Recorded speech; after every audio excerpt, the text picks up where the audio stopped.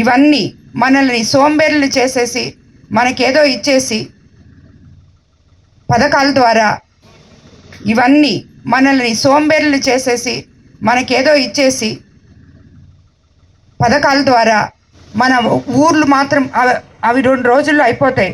దాని తర్వాత మీకు రోడ్డు ఉండదు, ఇల్లు ఉండదు, సైడ్ కాలువలు ఉండవు, నీళ్లు ఉండవు, ఏవి ఉండవు. ఇది అవసరమా మీకు?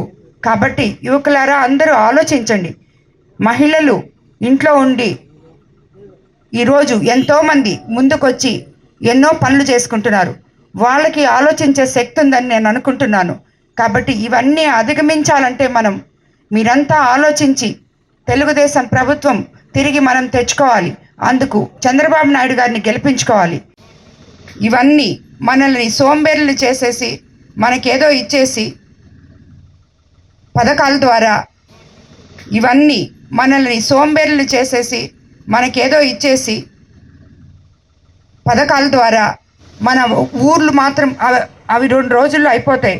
దాని తర్వాత మీకు రోడ్డు ఉండదు, ఇల్లు ఉండదు, సైడ్ కాలువలు ఉండవు, నీళ్లు ఉండవు, ఏవి ఉండవు. ఇది అవసరమా మీకు?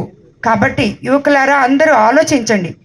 మహిళలు ఇంట్లో ఉండి ఈరోజు ఎంతోమంది ముందుకొచ్చి ఎన్నో పనులు చేసుకుంటున్నారు. వాళ్ళకి ఆలోచించే శక్తి ఉందని నేను అనుకుంటున్నాను.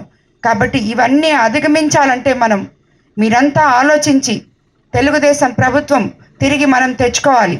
అందుకు చంద్రబాబు నాయుడు గారిని గెలిపించుకోవాలి.